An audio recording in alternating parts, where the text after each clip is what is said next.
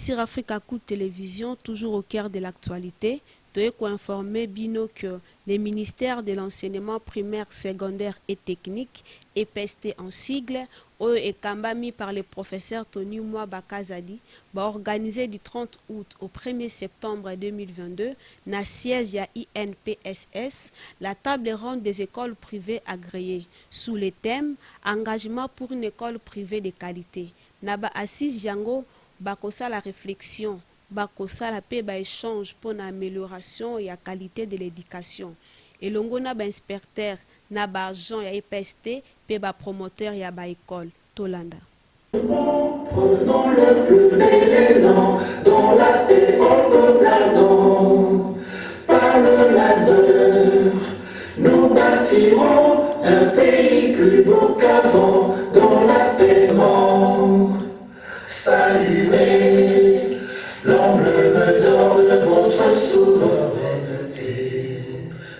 Dont béni. Nous accompagnons le pouvoir organisateur dans cette activité et nous sommes contents que les écoles privées agréées elles-mêmes ont tenu à voir l'implication des parents qui sont les premiers partenaires dans ce secteur-là aussi, parce que contrairement aux écoles publiques où l'État assure une partie des charges, dans les écoles privées agréées, ce sont les parents qui prennent la totalité des charges pour le fonctionnement, la rémunération et même les gains du promoteur.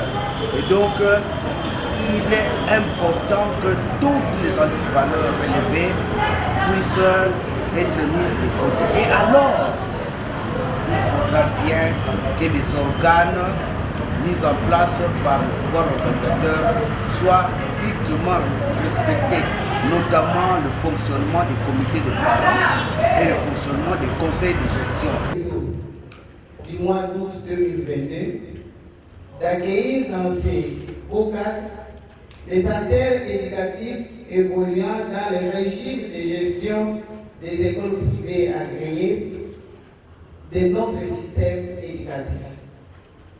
Venus spécialement pour réfléchir et échanger dans le but d'améliorer la qualité de l'enseignement dans une branche de notre sous-secteur du système éducatif congolais.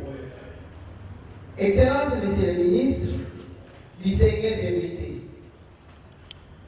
la table ronde dont le thème principal est engagement pour une école privée de qualité qui va s'ouvrir tout de suite par l'initiative de son Excellence, Monsieur le ministre de l'enseignement primaire, secondaire et technique. J'ai cité le professeur Maître Tony Mwaba Kazadi, est une première au ministère de l'enseignement primaire, secondaire et technique qui a un seul objectif, c'est d'obtenir de vous, le participant, des résolutions pertinentes et surtout un engagement de tous les acteurs éducatifs du régime de gestion des écoles privées agréées. Excellences, Monsieur le Ministre, Mesdames et Messieurs, vous conviendrez avec moi que cette adhésion nous permettra d'améliorer la qualité des services éducatifs dispensés par la lutte contre toutes les formes d'antivaleurs que nous observons actuellement dans notre propre système éducatif, cela avec une résistance farouche malgré les multiples instructions officielles. Excellences, Monsieur le Ministre, Monsieur le conseiller spécial du chef de l'État, coordonnateur de CSM, pour terminer mon mot, je souhaite à vous tous ici présents dans cette salle la bienvenue la plus cordiale. J'espère que vous ne ménagerez aucun effort pour matérialiser la vision et les attentes du ministère de l'enseignement primaire, secondaire et technique sur les écoles privées agréées, une façon pour nous de relever ainsi les défis qui nous est tous lancés. Ainsi, je vous souhaite de fructueux travaux et je vous remercie. Volontaire de la coordination pour le changement de mentalité, Madame le secrétaire général de l'enseignement primaire, secondaire et technique, Monsieur l'inspecteur général de l'enseignement primaire, secondaire et technique, Mesdames et Messieurs les participants à la table ronde, distingués invités, Mesdames et Messieurs, je voudrais avant toute chose vous présenter mes excuses pour avoir dérangé le programme de cette activité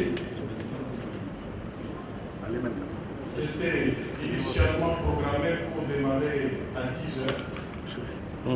Compte tenu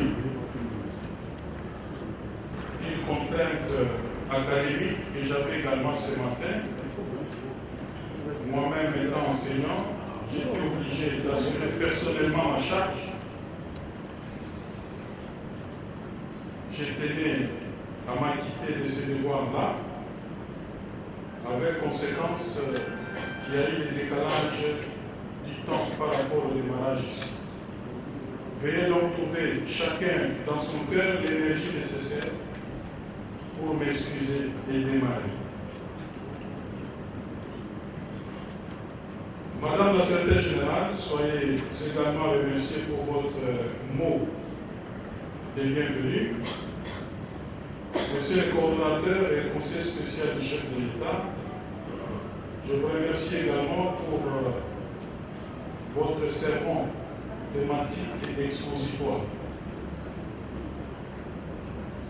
Je commence par relever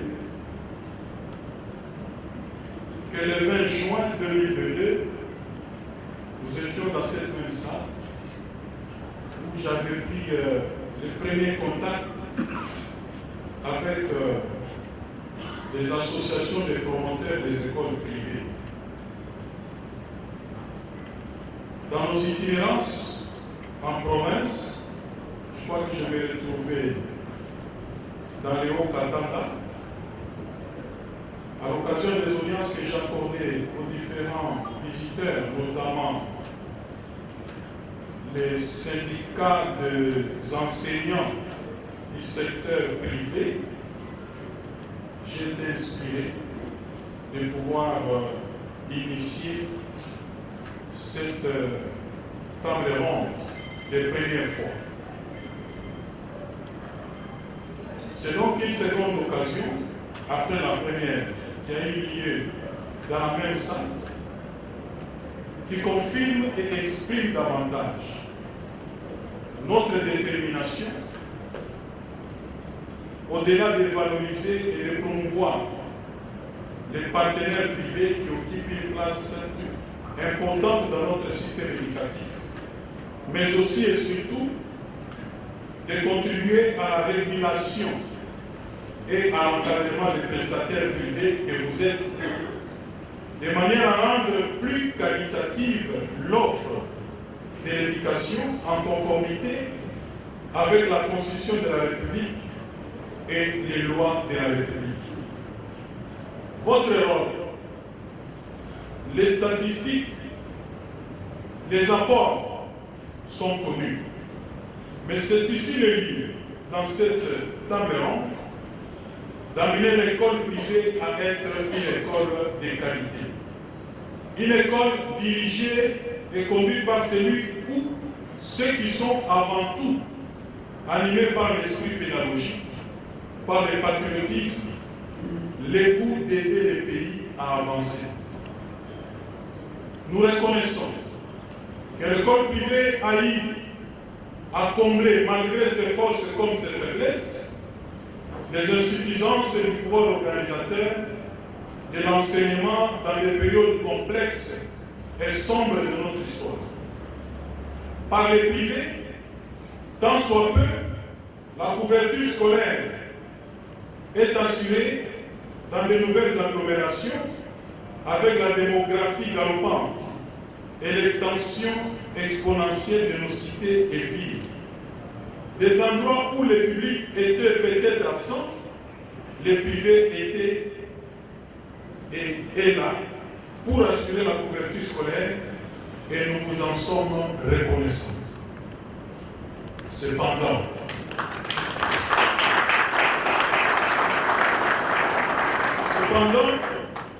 il nous revient, autorité de tutelle, pouvoir organisateur de l'enseignement primaire, secondaire et technique, de qui relèvent les établissements d'enseignement privés agréés, décidément résolus avec les directives claires et fermes du chef de l'État et président de la République, Félix-Antoine Tshisekedi Tshilombo, de tout faire pour faire entrer l'État, pouvoir organisateur de notre sous-secteur, dans ses rôles et fonctions de manière à renforcer le capital humain.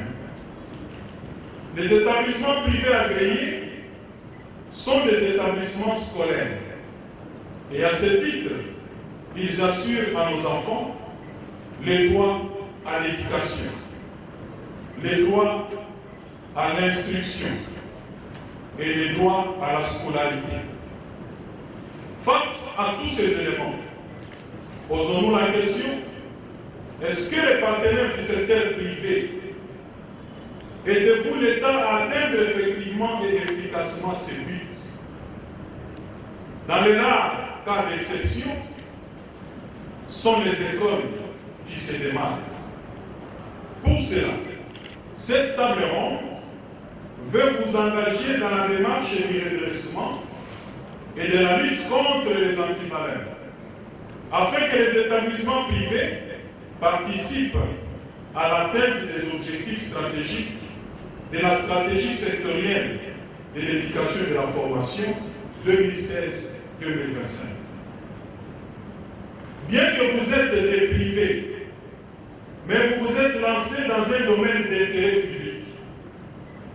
L'éducation dont vous assurez l'offre comme service est un grand fondamental universel de la personne et du peuple, de la petite enfance à l'âge adulte, et tout au long de la vie, dans les hors des systèmes éducatifs formels et de l'école. À ce titre, l'État que nous représentons est le garant du droit à l'éducation et se doit de les respecter, les protéger et de mettre en application les normes et les cadres internationaux définissant ces droits. La table ronde qui s'ouvre ce jour se présente comme un levier pour nous permettre de booster la réglementation et la régulation des écoles privées agréées. Nous n'avons pas que la mission d'agréer, mais aussi d'assurer les suivis et les contrôles. La table ronde nous permettra de rencontrer les problèmes réels qui minent les acteurs privés, qui réduisent vos performances et votre rendement dans l'offre de l'enseignement. On note du point de vue structurel, étant donné que la plupart des responsables des écoles privées ignorent un certain nombre de principes qui régissent les établissements privés agréés, ainsi que leurs relations avec l'État pouvoir organisateur, je vous invite, à l'issue de cette table ronde, de produire un document de sensibilisation à partager et à diffuser après validation à tous vos membres, et pourquoi pas aux parents et aux élèves, reprenant le cadre légal et réglementaire des écoles privées agréées en République démocratique du Congo, pour que nul n'en prétexte l'existence. Ici, il s'agit principalement de la Constitution et de la loi cadre sur l'enseignement national. Il faudrait qu'il ressorte clairement et soit connu de tous et par tous que la loi stipule depuis le 11 février 2014 la privatisation ainsi que l'ensemble du système éducatif de la RDC est régi par la loi 4, numéro 14/04 de 2014. L'enseignement étant national, on ne peut pas comprendre pourquoi la direction doit avoir pour dénomination direction de l'enseignement privé. En RDC, il n'y a pas de l'enseignement privé. Aucune école produit son programme et soumet les enfants à ses propres évaluations pour parler de l'enseignement privé. Il est national. D'où cette direction devra prendre la dénomination de la direction chargée des écoles privées agréées.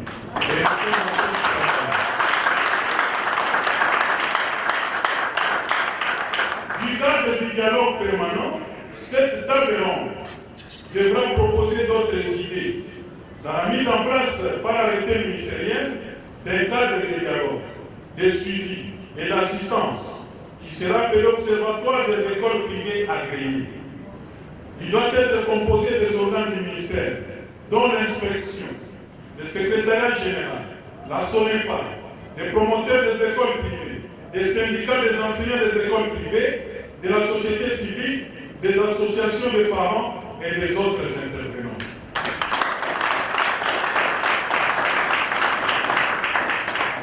Du point de vue accès et équité, de mettre fin à toute forme de pratique d'antivaleur qui compromettent l'accès qui est un droit pour les enfants dans les écoles privées.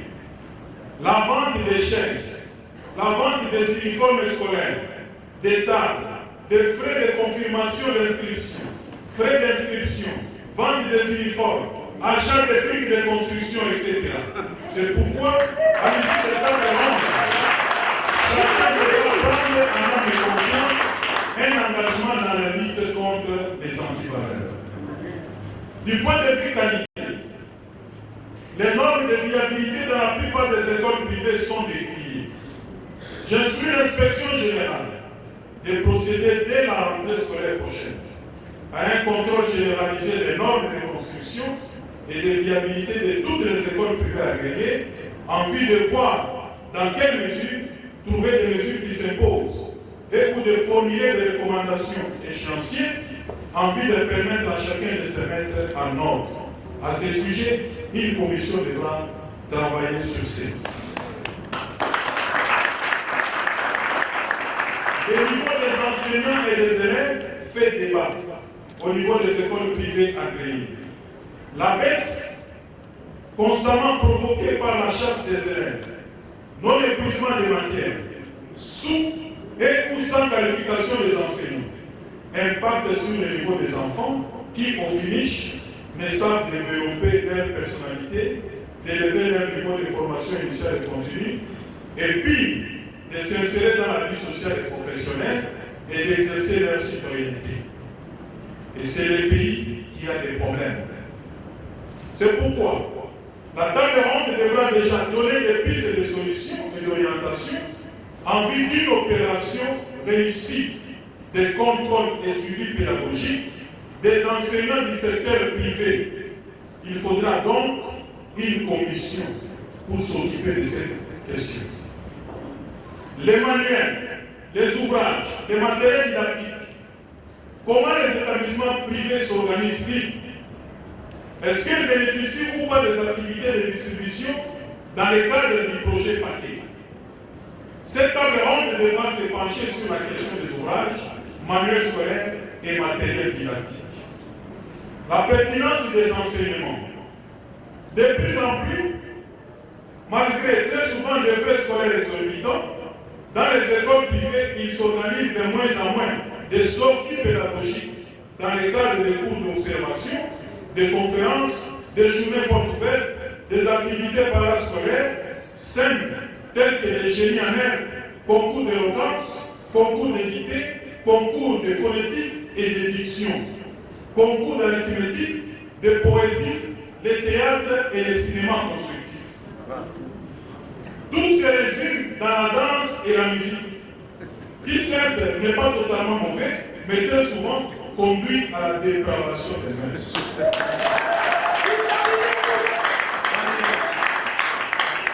À ce sujet, la table ronde devra faire des observations et recommandations et propositions concrètes aux écoles pour que dès cette année scolaire, nous puissions voir les élèves inscrits dans les écoles privées agréées, sérieusement occupés sur des choses qui vont construire leur personnalité. La mise à niveau et la formation continue des enseignants du secteur privé pose problème. Les réunions des unités pédagogiques à tous les niveaux, existe-t-il des cadres d'échange entre les enseignants selon les branches, filières, en fonction des niveaux d'enseignement, et c'est à tous les niveaux? Comment dans une même province éducationnelle, les enseignants de l'électronique n'ont pas de fort d'échange pédagogique entre eux? À l'instar du secteur public, la direction du partenariat éducatif, ensemble avec nos partenaires de la société civile, devront nous accompagner à faciliter, à mettre sur pied ces cadres d'échange entre unités pédagogiques. Les travaux scolaires, la pratique de l'éducation physique qui se limite qu'à la vente obligatoire des tenues de gymnastique pour des écoles qui manquent même des espaces et terrains appropriés. Le monnayage des travaux scolaires bat son plein dans les secteurs privés. Conséquence, les enfants sortent paresseux, non imaginatifs, improductifs, non endurants, non compétitifs, sans l'essence de fair play, d'esprit d'équipe, de fraternité et autres. La table ronde doit travailler sur cette question. Amen. Les manques du respect du temps des apprentissages, l'instabilité des enseignants à cause du mauvais traitement de la part de certains promoteurs provoque des vides. Plusieurs leçons ne sont pas enseignées. Des débits de boissons dans les entourages des écoles privées, des hôtels, des marchés, des écoles qui le matin reçoivent les enfants, les soirs se transforment en église, soit en hôtel et les samedis en salle de fête, ensuite le dimanche matin, toutes les classes sont louées pour des cultes. Comment peuvent-ils venir? Les enfants revoir les notes ou organiser des groupes d'études, renouer avec la pratique des groupes d'études. Saisissez en collectif les autorités municipales et faites-nous rapport sur la situation des écoles victimes des pollutions sonores, environnementales et autres. Une commission devra travailler sur cette question. Gouvernance. Dans les écoles privées, la fixation des frais de scolarité se fait unilatéralement et dans la précipitation. C'est une antivaleur. Il vous faudra élaborer, au niveau du comité scolaire, les canevas budgétaires sur base des besoins et réalités du milieu, de soumettre à la validation de tous les membres du comité de gestion scolaire et en présence d'un représentant de l'État. Toute fixation opérée en dehors de ce mécanisme est nulle et de nul effet. Je vous invite à tendre les arrêtés des gouverneurs et de vous conformer à la procédure. Tout contrevenant s'en prendra à la rigueur de la loi. J'invite les responsables de toutes les écoles privées, sous l'encadrement des autorités provinciales, à faciliter et à organiser l'installation des comités de parents ainsi que ceux des délégués des enseignants. En ce qui concerne l'identification des élèves et des enseignants, dès cette rentrée scolaire, il sera procédé à l'identification de toutes les écoles privées, des enseignants et des élèves. Compte tenu des impératifs d'ordre matériel, le ministère donnera des instructions à d'autres services du ministère à prêter leur office pour l'accomplissement de ces tâches lourdes en vue d'obtenir des résultats escomptés. En ce qui concerne les contrats de service, le ministère va lancer également une opération de contrôle des contrats de travail qui lie les promoteurs et les enseignants dans les établissements privés. À cet effet, une cellule d'appui au ministère chargé de la législation sociale du secteur privé est en étude pour sa mise en place afin de garantir un climat de travail sécurisant aux enseignants du secteur privé. Ce qui concerne la gestion et l'administration des établissements privés, ce sont des choses qui déplaisent. Difficile d'avoir l'assentiment de tous. Il s'observe un déficit criant de gestion et de l'administration scolaire dans les chefs de plusieurs établissements privés agréés. Des personnes engagées sans aucune forme de procédure et mécanisme de contrôle. Des cousins, cousines, nièces, oncles, à qui on confie la gestion des établissements censés assurer leur devenir. Cette situation doit s'arrêter et immédiatement. J'invite donc l'inspection, la diplomate, la DAS et autres services concernés de pallier à cette faiblesse. Mesdames et messieurs, c'est sur cette note que je déclare ouverte la table ronde des écoles privées agréées et je vous remercie. Excellence, Monsieur le ministre de l'enseignement primaire, secondaire et technique, Madame le secrétaire général de l'enseignement primaire, secondaire et technique, Monsieur l'inspecteur général de l'enseignement primaire, secondaire et technique, Mesdames et Messieurs les cadres et agents du ministère de l'enseignement primaire, secondaire et technique, Mesdames et Messieurs les promoteurs des écoles privées, Mesdames et Messieurs les distingués invités, je voudrais exprimer ma gratitude à l'endroit de Monsieur le ministre de l'enseignement primaire, secondaire et technique pour m'avoir associé à cette table ronde des écoles publiques agréées en République démocratique du Congo. Je m'en réjouis dans la mesure où ces assises constituent, en mon sens, un grand rendez-vous au cours duquel sera rappelé et recombien de l'enseignement privé dans la formation du citoyen congolais dans le cadre du partenariat éducatif dans notre nation. Avant de poursuivre avec mon propos, laissez-moi rappeler l'intérêt particulier qu'attache le président de la République, son Excellence Félix-Antoine Tshisekedi Tshilombo, à qui je rends mes hommages les plus déférents à l'éducation de nos enfants. En effet, dans la vision du président de la République, l'éducation constitue le socle sur lequel repose l'émergence de la République démocratique du Congo en tant que puissance économique, politique, culturelle, voire militaire au cœur du continent africain. Car c'est l'éducation qui va doter le pays des élites porteuses de cette nation.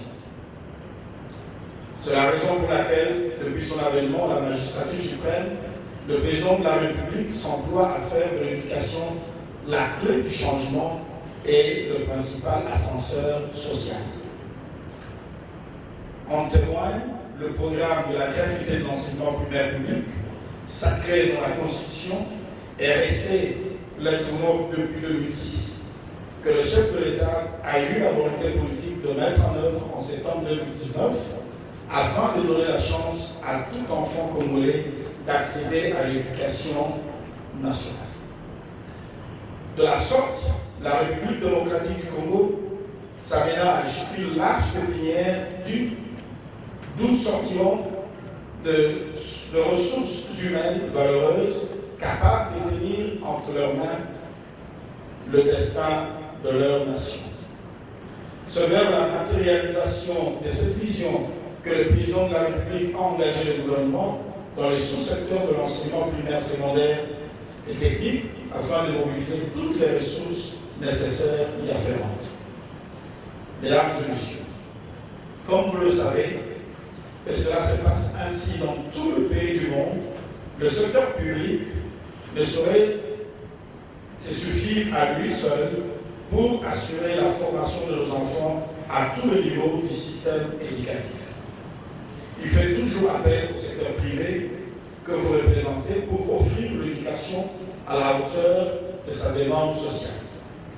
Ce partenariat est d'ailleurs une tradition qui s'est instaurée de l'aube de l'implantation de l'éducation scolaire dans notre pays. Ce faisant, les écoles privées agréées, dont vous êtes les promoteurs, sont de piliers majeurs du secteur de l'éducation dans le cadre du partenariat éducatif tel que défini par la loi cadre de l'enseignement national. À mon sens, cette participation des écoles privées agréées à la mission plutôt régalienne de l'éducation le revêt de statut d'acteur public. En effet, elles agissent pour l'intérêt public et réalisent une action publique au nom et pour le compte de l'État. Elles participent à la mise en œuvre de la politique publique en matière de l'éducation telle qu'articulée dans le programme national de l'enseignement, en conformité duquel les agréments leur sont accordés par le pouvoir public. En dépit de leur diversité doctrinale ou philosophique, les enfants qu'elles forment sont des citoyens que l'État congolais place sous leur autorité éducative, de même que le personnel enseignant qu'elles emploient sont des citoyens dont le droit et obligations sont définis par les lois de la République. Raison pour laquelle les écoles privées agréées sont encadrées par l'État qui définit la politique de l'enseignement national sur toute l'étendue du territoire national conformément à la Constitution. Mesdames et messieurs, l'enseignement national est un secteur stratégique pour le devenir de notre nation. C'est en comprenant l'importance de ce secteur pour la survie collective que vous y avez investi votre intelligence, votre temps et vos ressources financières. C'est la raison pour laquelle je vous exhorte à les protéger jalousement et à les mettre à l'abri des antivaleurs de tous bords. De prime abord, le secteur est préservé de la logique marchande qui consacre le lucre comme principal motif de l'action. Un tel penchant inciterait tout homme d'affaires à investir dans le secteur éducatif avec comme seul objectif de réaliser des bénéfices, comme dans le commerce ou dans l'industrie. Ce qui aboutirait à ce que Nico Hirt appelle la marchandisation de l'enseignement, dont le fait direct est la quête effrénée de l'argent au détriment de la qualité de la formation. Dans un tel contexte, les élèves ne sont que des actifs comptables dont le devenir individuel et collectif importe peu. Avec pareille motivation, nous pouvons tous nous imaginer le désastre auquel nous vouons notre propre nation.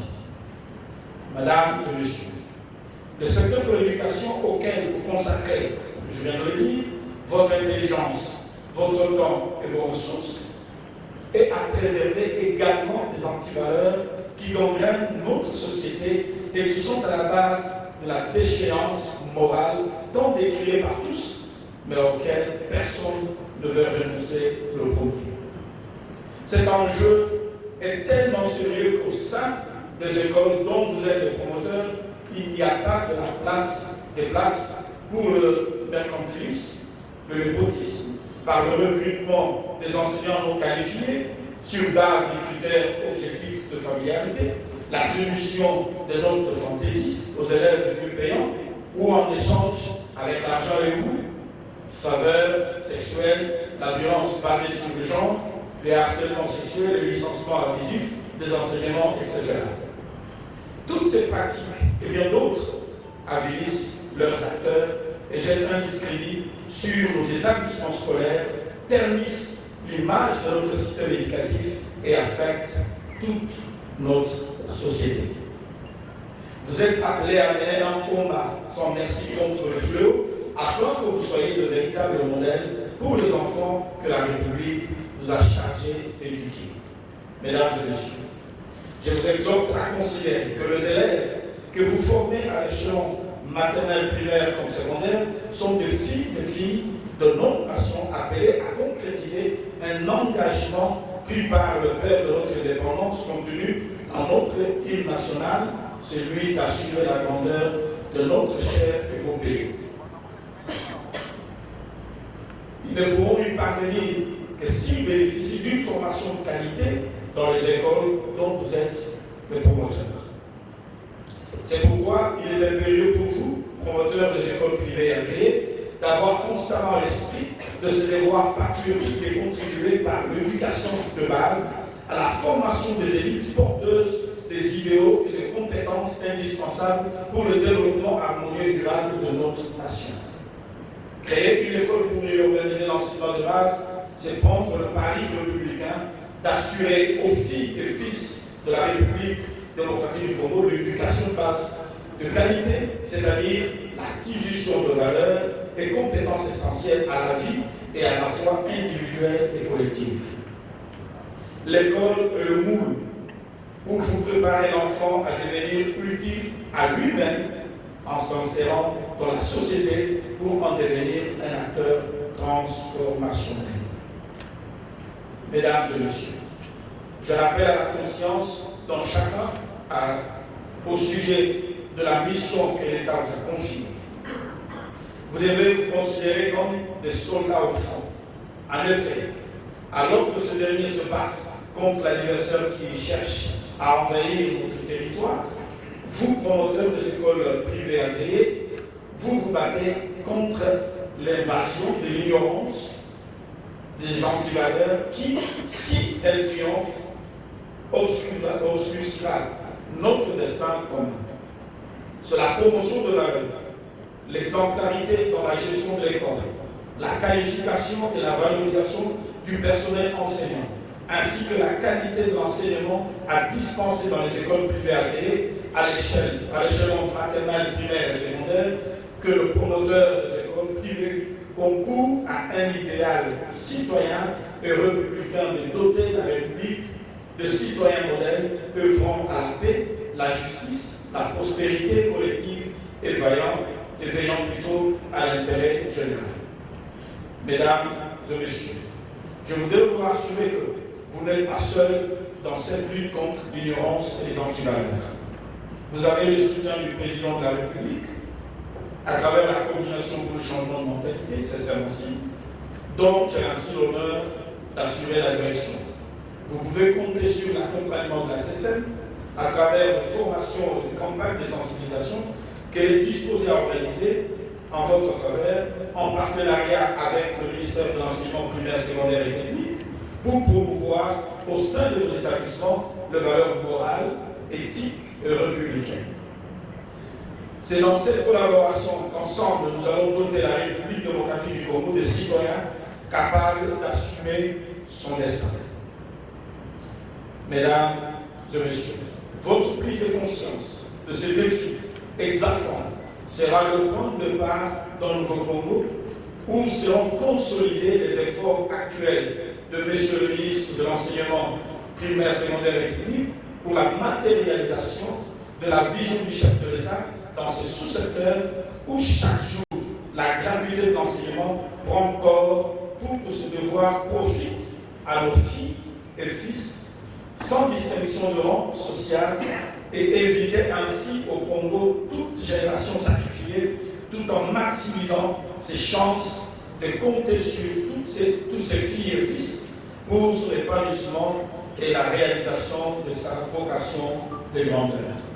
Monsieur le ministre de l'Enseignement primaire, secondaire et technique, Madame le secrétaire général de l'Enseignement primaire, secondaire et technique, Monsieur l'inspecteur général de l'Enseignement primaire, secondaire et technique, Mesdames et Messieurs les cadres et agents du ministère de l'Enseignement primaire, secondaire et technique, Mesdames et Messieurs les promoteurs des écoles privées agréées, Mesdames et Messieurs les distingués invités, je voudrais clore mon propos par cette pensée du philosophe Joseph Kizerbo. L'éducation est le logiciel de l'ordinateur central qui programme l'avenir d'un peuple. Que vivent les écoles privées agréées, que vive la République démocratique du Congo, que Dieu bénisse la République démocratique du Congo. Je vous remercie.